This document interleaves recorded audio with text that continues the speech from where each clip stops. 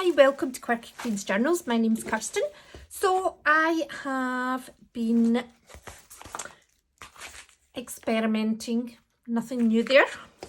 So this is just a book that I tried to see if I could pick up a image transfer print from.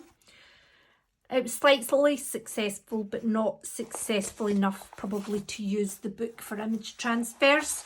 However, great quality paper, so it's good to use to make, like mixed media on top of. So I have, as you know, I jelly print a lot, so I have lots and lots of tissue paper that I have jelly printed. So I Mod Podge some of them onto here. I did it a couple of days ago, so it's very, very dry. Scrunched it up just because I like that. I like to be able to, I like it to be sturdy. Even if it looks fragile, I want it to be sturdy. So I have put a bit of raw umber acrylic ink on, just like a light wash. And I've put some gesso in parts as well. So I'm considering, let's just see where we end up with it. Apologies, I've not videoed the part where I put the big swirl of indigo paint down. These parts that I'm Mod Podging on are just from painted papers, where I have probably tried to make an abstract art before, and it wasn't anything that I felt was, when you don't get a feeling off it. And on the bottom left hand corner, that is a piece of watercolour experimentation.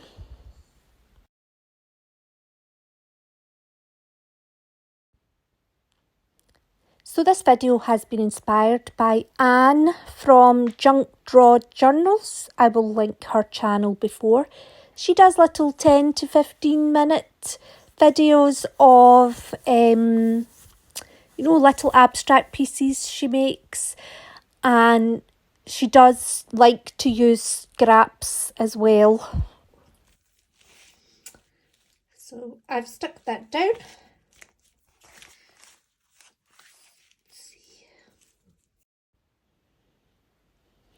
So it's far too busy. It's not really telling us anything just now. What I do like though is I do like the black oil pastel lines that are on the right hand side and sort of in the middle going horizontal. So anyway, like I say, it's far too busy just now, so I'm putting some white paint down. I haven't cleaned the paintbrush properly and there was still indigo blue paint left on it. So I'm changing paintbrushes. I prefer the other one though, the way the bristles are, they're just a bit stiffer. So when I'm painting this, I'm just thinking of kind of making shapes. It's quite hard actually, because you think, right, I want to quieten this down. I want to give it some structure, but what's the best way to approach it?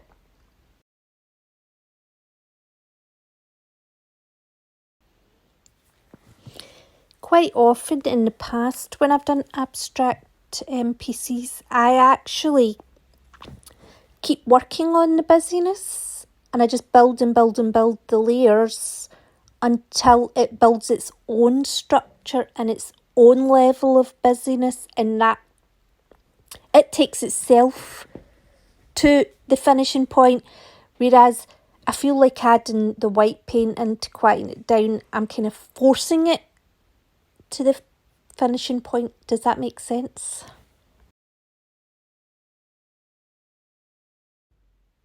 So it's nice to approach it differently. Gives you more experience, doesn't it, of trying different ways, which overall should make you better at art.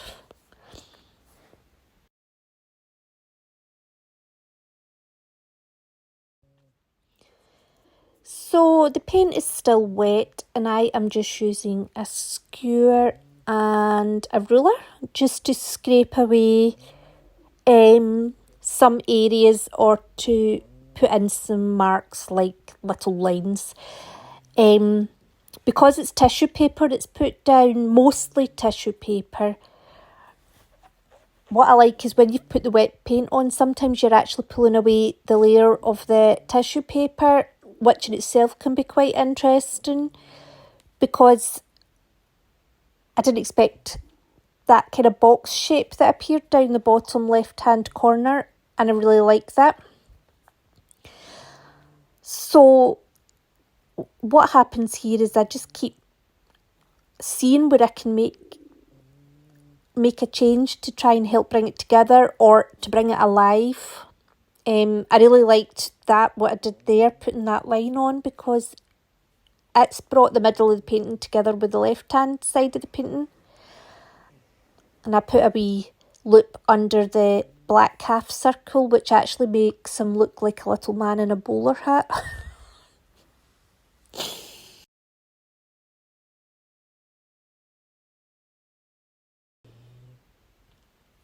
So I've actually pulled an actual piece of paper off there. I think it's some of the brown paper that was on one of the pieces of collage that I'd stuck down.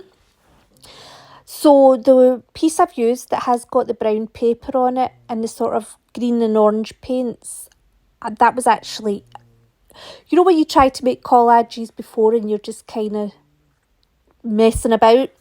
Well, that was one of them. And what's actually worked well with it is I like the fact that the paint colours and the brush strokes, there's some cohesion to the bits I've used, but not so much as it to look like a patterned picture, if that makes sense.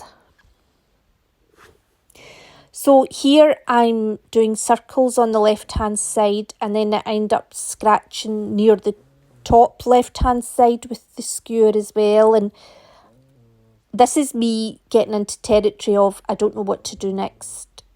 And it would be better if I'd done nothing. But never mind.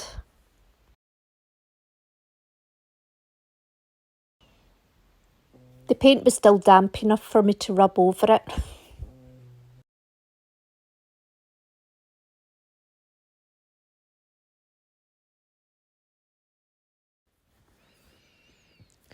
So I'm going to add, I have already added another 3 collage pieces.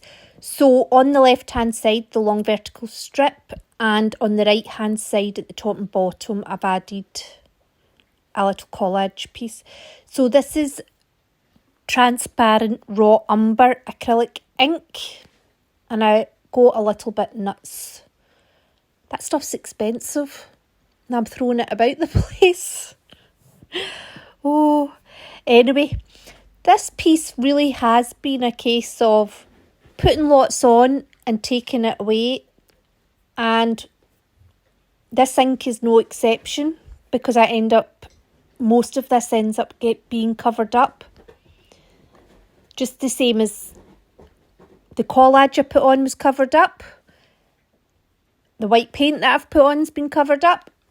Next step, the acrylic ink will be covered up as well.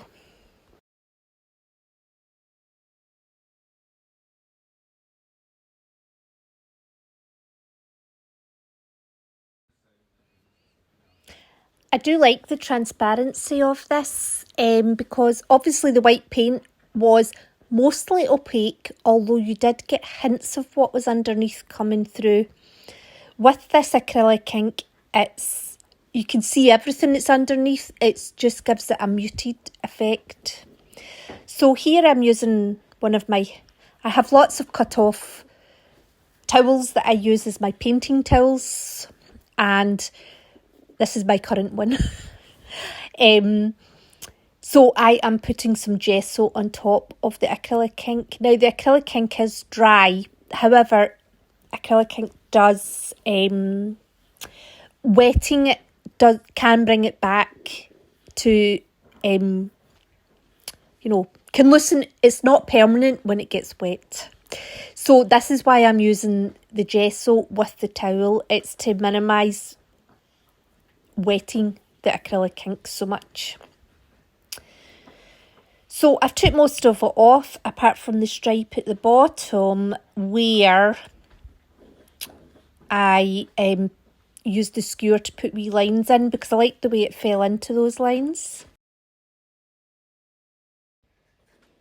So I've added another piece of collage at the bottom right hand side, and I'm coming in with the paint again. Now I do think this is the last kind of layer, and what I'm trying to do is I'm trying to define areas, but at the same time maybe have it a bit more blended as well.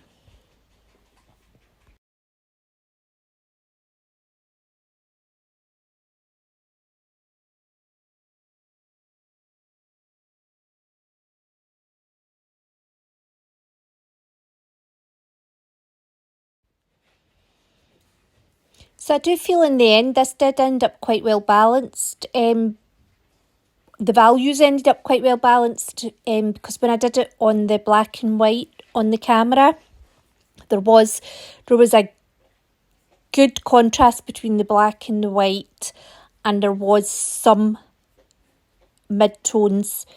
Because sometimes when I do a painting, I put a lot of work in and it doesn't sit right. And then when I look at the black and white version of it, I can see that it's just made up of a lot of mid-tones and there isn't enough contrast.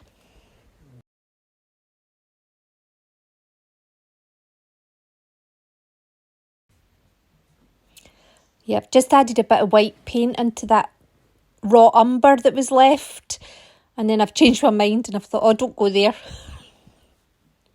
I kind of think that actually the raw umber along with the kind of green and black vertical stripe on the right hand side, I do think it frames the picture. Now this is the final piece of collage I add in.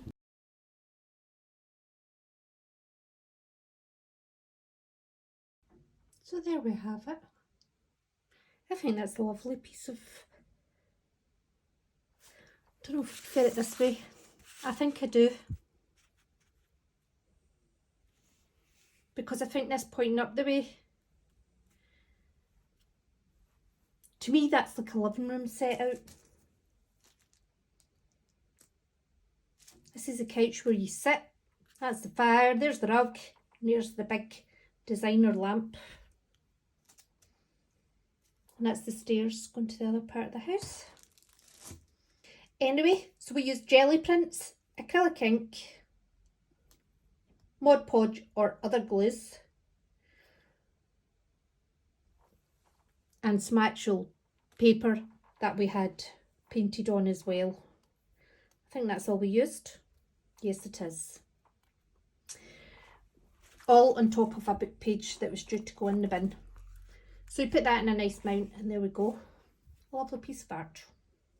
Anyway, I hope you enjoyed. I hope to see you soon. Take care.